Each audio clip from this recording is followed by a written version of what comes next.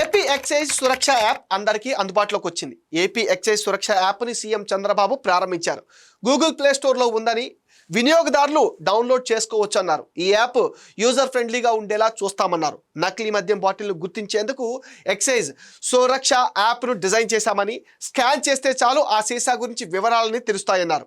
ఎక్కడ అమ్ముతారో అక్కడే geo tagging అవుతుందన్నారు. ఈ మద్యాన్ని మరో చోట అమ్మేందుకు వీల్లేదని, అలా చేస్తే నేరం అవుతుందన్నారు. స్కాన్ చేశాక తయారీ కేంద్రం, తేదీ, బ్యాచ్ అన్ని వివరాలు తెలుస్తాయన్నారు. బెల్ట్ షాపుల్లో అమ్మే వారికి బెల్ట్ తీస్తామన్నారు. మద్యానికి సంబంధించి వినియోగదారులు ఇందులో ఫిర్యాదులు చేయవచ్చు. వైసీపీ పాలనలో తమ సొంత బ్రాండ్లు తెచ్చారు. ప్రజల ప్రాణాలతో చెలగాటాలాడారు. ఇప్పుడు నాణ్యమైన మద్యం అందుబాటులో ఉంది. మొలకల చెరువు లాంటి ఘటనలు విషయంలో చాలా కఠినంగా వ్యవహరిస్తున్నామన్నారు. నేరాలు చేస్తే వారిని విడిచిపెట్టే ప్రసక్తే లేదన్నారు. మిగతా రాష్ట్రాల కంటే మెరుగైన మద్యం విధానం తెచ్చాం. నకిలీ మద్యం అమ్మకాలపైన సిట్ వేసి మొత్తం ప్రక్షాళన చేయాలని సీఎం చంద్రబాబు నిర్ణయించారు.